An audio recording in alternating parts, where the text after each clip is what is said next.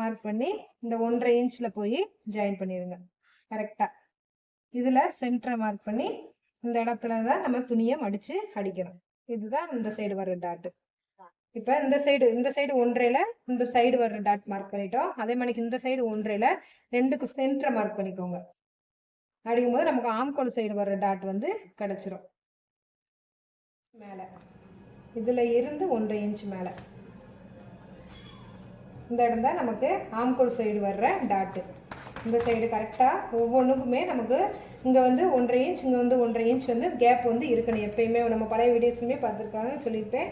கரெக்டாக 1.5 இன்ச் வந்து ஒவ்வொரு டாட்டுக்கு வந்து உங்களுக்கு அந்த கேப் வந்து விழுகணும். அப்போ தான் அந்த கப் ஷேப் வந்து நல்லாயிருக்கும். இப்போ இங்கேருந்து இந்த பாயிண்ட்லேருந்து நம்ம ஆம்கோல் சைடு வர டாட்டு, இந்த ஆம்கோல் சைடு எவ்வளவு டாட் பிடிக்கணும் அப்படிங்கிறத இந்த கேவை வந்து செக் பண்ணி பார்க்கணும். நமக்கு ஆம்கோல் ரவுண்டு வந்து 15 இன்ச்.